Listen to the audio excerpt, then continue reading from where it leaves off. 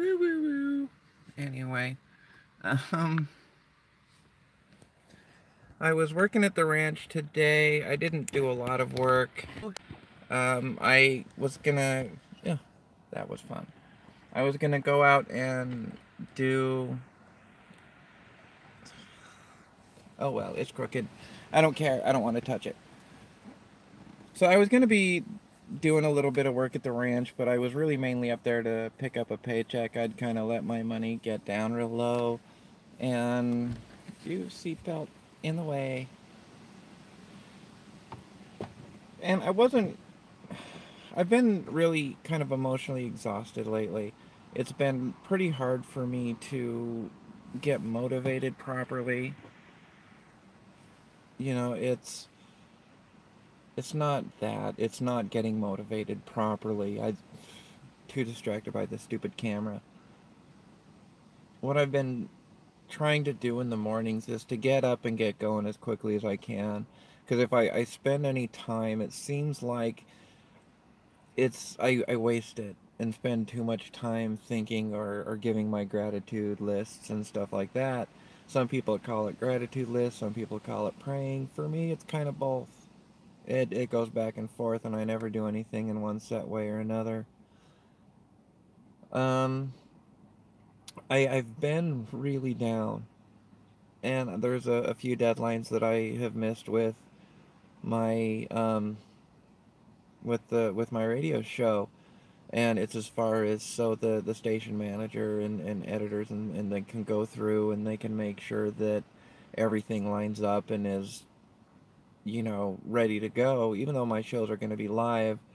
Since it's a new radio station, just have to get the timing of things down, and you can kind of already set that with a podcast or another show that's being sent from another radio station. Those breaks and stuff's already taken care of. You just add your breaks in with the station breaks that have to go on every hour. uh, I didn't really want to talk too much about the radio thing. I really didn't, but I I had to make a hour recording, and preferably a few of them, and I didn't think it was going to be any kind of a big deal. So I went to go record one evening, and it was just, I couldn't get it going. It was just me stammering a little bit, and I ended up just turning it off rather than to keep going, like I'm kind of doing with this. I'm dancing around even talking about anything I kind of feel, and I don't feel like I'm getting really on any point like I want. I hate it when I feel like I'm dancing around an issue. So I sent a message to the station manager yesterday. I don't want to even talk about this. But I told her that I was second guessing whether or not I could even do the show. I just couldn't do it, and the last couple of days I've been down, and I've been depressed, and I was just taking a look at things, and it's hit me that these people have put everything they have into this radio show, into into this radio station, and how somebody like me in a town like this, like when I look around and everything, and even just at the store, I stopped at the store on my way home, and even going down the aisle, the last aisle's the candy aisle before getting to the register there, and I was looking at a few things, and I see some girls come in and stop at the aisle and then go around one aisle down and up, and I can hear them giggling, and then out of the corner of my eye I can see them appear at the other end of the aisle, and they're just looking at me. And then in line, I'm, whatever, talking with a few people because they're waiting for the lady to come to the register. And, nice little decent kind of conversation and stuff there. I knew one of the girls that was in line. I don't know what their name is or anything like that, but we've spoken before, and whatever. It's a small town. But I don't know everybody here. I don't really spend a lot of time around Bandon like I should. But anyway, so I'm talking with a girl. She's ringing me out. Is she the other girls have been helped and left? And I was saying something just kind of funny and tongue in cheek. And as I turned around and to glance at the person behind me, as I was, just putting my purse on my shoulder, and the woman wasn't far away. It was, like that. No, that's way too close. But it was, when you turn around and you don't expect somebody to be that close. And she had a look on her face that was, I had to look at my own face to see if that was right. It was about like that. It was like that. Am I in a dream? And yeah, it was just a ugh. So this stuff didn't get to me, but I've been paying attention to stuff like that since I had this conversation last weekend with. I'm not telling you what the conversation was. It's just some things I had to talk to her about concerning feedback on my show. I may have brought it up in another video. I'm not really keep tracking at this point. So we I saw the fear in her eyes. And so I've been paying attention to this kind of stuff, and it's like, yeah, I don't want to do these great people any harm. I don't want to do any harm because it's I'm the kind of person that could be really controversial. But then there's I'm the kind of person that people can relate to too. So it was a hard and bitter struggle, and I talk about it a lot, but I am spiritual and believe deeply in God. And, it felt like somebody doesn't want me to do this. A lot of you can kind of hint at, get what I'm hinting at. And it's been really heavy. And there was just been this huge block. Um, Me and the station manager messaged back and forth a little bit yesterday, last night, because anyway, hard day yesterday, hard night. But not the hardest. It was, I got through it. I'm really, I hate the fact that I did this because I'm making this video before I've even talked to him. When I got back into range and, um, not, when I got to the store, I looked and I saw that they had sent a message in sometime with me driving home. And I didn't read what the message was until I pulled up here because I just lived down the street from the store. And yeah, so I messaged him, said I'm home if you want to call. It's a good time. And I'm just making this video here because I don't know when they would call, and I was feeling like I should make a video. And even though I'm not really feeling all up into making a point and talking and that kind of thing, it is what it is. And I was thinking even of doing this for practice, but I'm not even doing this for practice either. I'm just doing this because I kind of need to talk, and I don't know. At this point, I don't exactly want somebody on the other end of the phone to feel that they need to jump in and you know uh, jump in with something that I wasn't concerned with. Because it's like I was talking to somebody earlier today, um, a little bit before the ranch, that I was just telling them I was just sick of it. That uh, I don't want to even get into that. Oh, getting into so many depressing things. Oh, look, I have a viewer. Hey. Um, okay, so I'm just gonna randomly jump topics. So I was at the ranch, and there's this girl that I work with that I told her several weeks ago, and it's like, I'm on the prowl. I want to find somebody. Ah, hey. And so, I was telling her I would like to have fun with somebody, and she's like, "Oh, I don't know. I don't know anybody." And so at first that kind of got me down a little bit. And granted, this is weeks ago. Okay, so I got a little bit down about it, and it's like, yeah, that's what everybody says. And so she came back like, I don't know anybody. I don't know anybody that, because I kind of given hope on even finding like a relationship or anything. So it seems like every time I look forward, it becomes this great big goddamn thing. So it's like, fuck, I ain't gonna look for it, but Carrie needs to have, don't want to go there either. So anyway, she comes up today and she says, "Oh, by the way, I was talking to somebody, and do you think you'd be up for a barbecue soon?"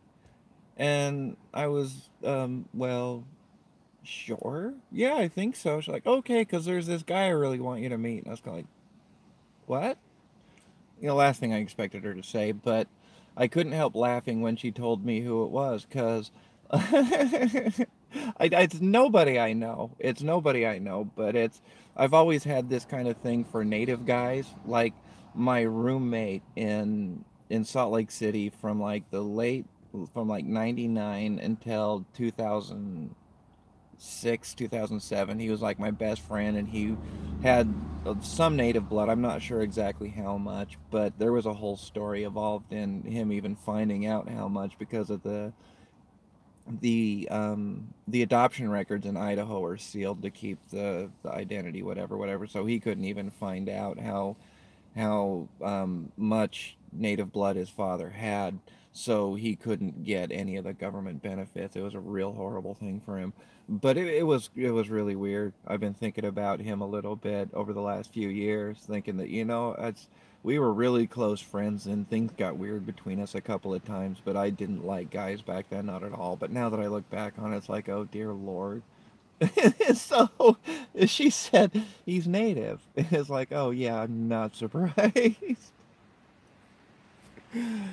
But that really made my day, not in the aspect of, because the person's older than me, and they just said he's a really nice guy. Didn't tell me anything about what they look like, but it made my day, and just the fact that somebody has said, hey, this person is, I think, would be really good with you. And I think in my life I've heard that far too few, far too few times. Oh God, high school. My sister was graduating from high school. I'm gonna start a cigarette. And I had been graduated for a couple of years, and so I went to her graduation. I don't think I was living at home either. I had been moved out. And so here I am, 20 years old, looking at all the 18-year-olds graduating. I go to my sister, it's like, hey, you think you can hook me up with one of your friends? And without even missing a beat or even thinking about how I'd feel about it, it's like, I wouldn't do that to any of my friends. And that's the kind of response that I came to expect over my life. God, for some reason I remember an instance at a gym when I was young. I was probably in junior high, and I was with my oldest brother Ed, 4 years older than me. We were waiting for my mom or whatever, my sisters, to get out of the locker room, and there were these two girls sitting on a bench over there. And I remember I kept looking over, and I don't know if I found them attractive or cute or what, but I couldn't stop looking over. And after I looked over at one point, I just something smacked me. Well, I looked over, and it's just something on my head. Well, she was eating one of those lemon fruit pies that Hostess put out, and so she had just thrown it at me. And my brother, sitting right next to me, he started laughing at me, and he said, "See, that's what you get for looking at girls that don't want you to look at them."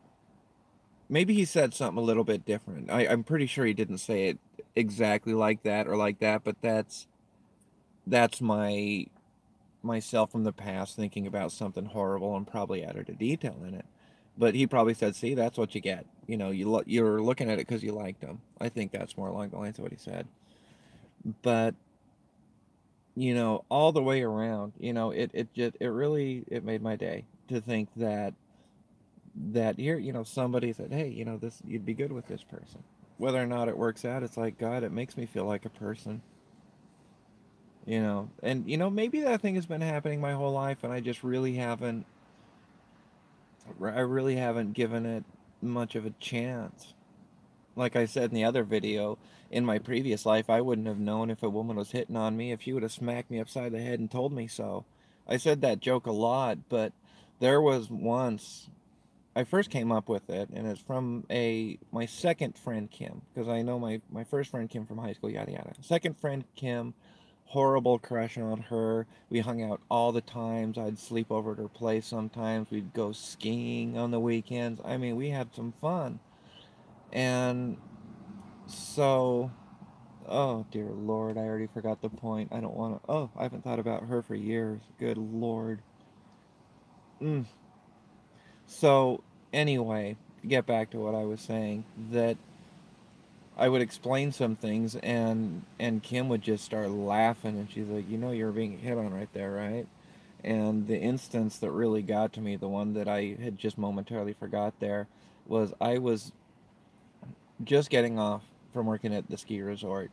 And, you know, 'cause I took the bus up and down. There's no point in driving up the canyon every day, not in those conditions. So I just gotten home and I was waiting for my ride at the grocery store. And it was a grocery store named Harmon's. And they had the automatic doors. And, you know, one side was go in, one side was go out. So there's the do not enter sticker on one.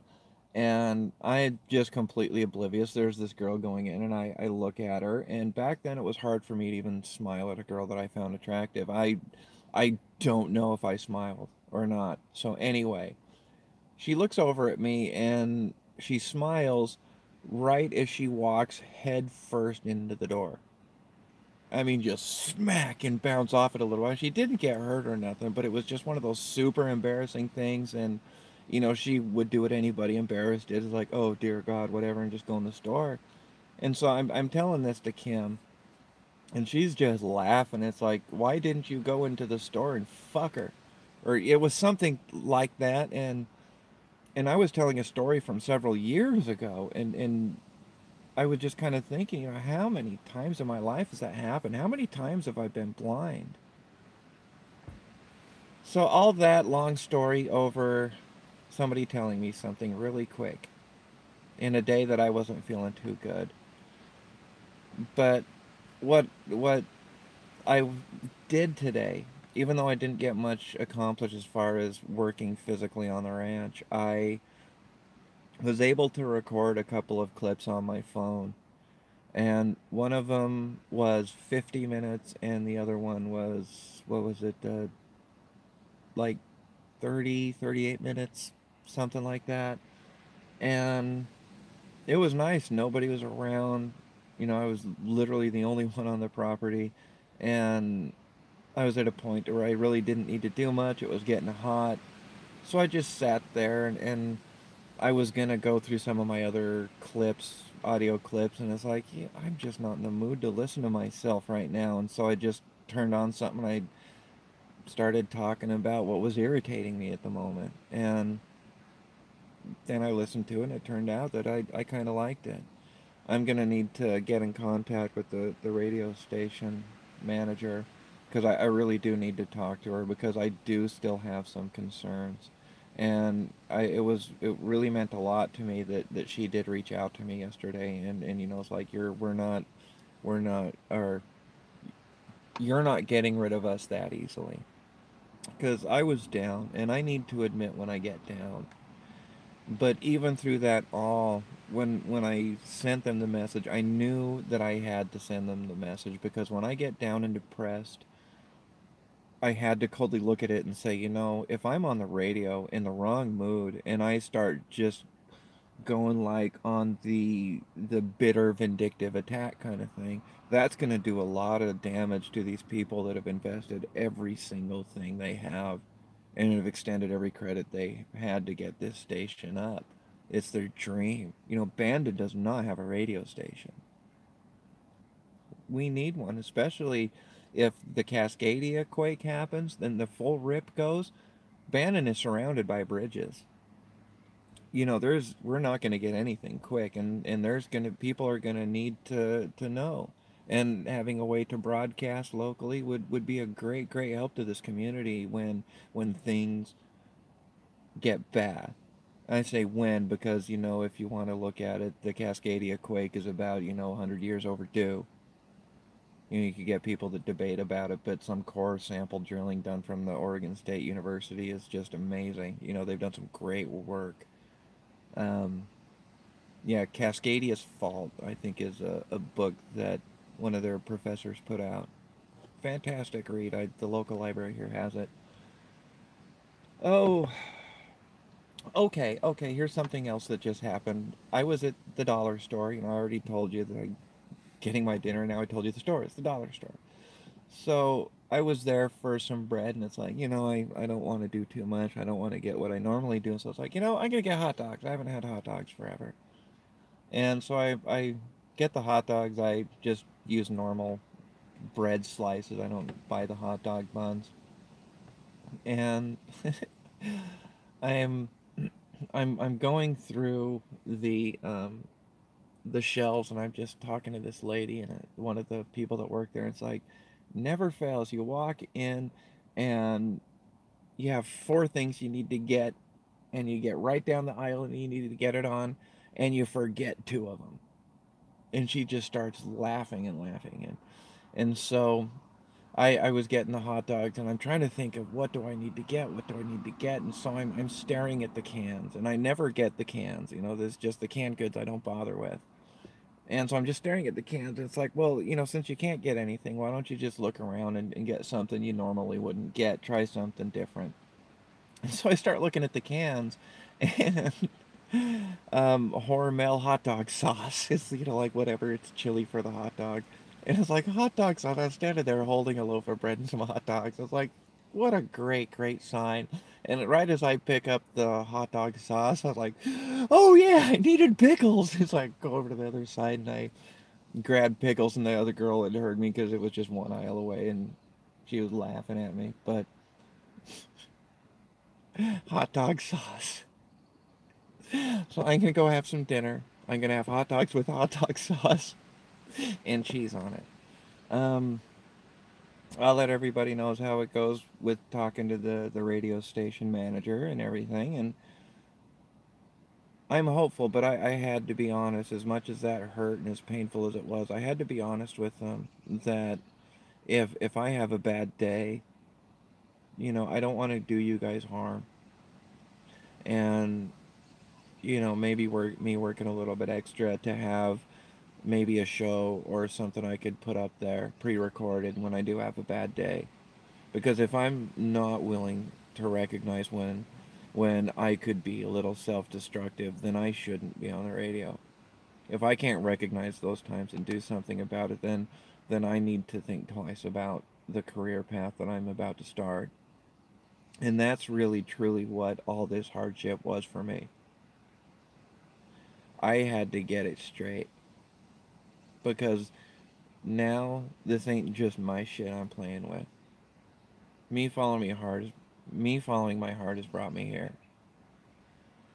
But I have to continually make sure that I'm following my heart and I'm not gonna hurt anybody else's because if I get some ego or some blind spot or yeah, I'm scared of getting the ego. You know how many great bands have broken up because the lead singer suddenly got his head so far up his ass and it swelled to where he couldn't pull it out again. Oh, that would have been so funny had I not ruined that. Anyway, 24:22, almost 25 minutes. Well, thank you. This was a bit of a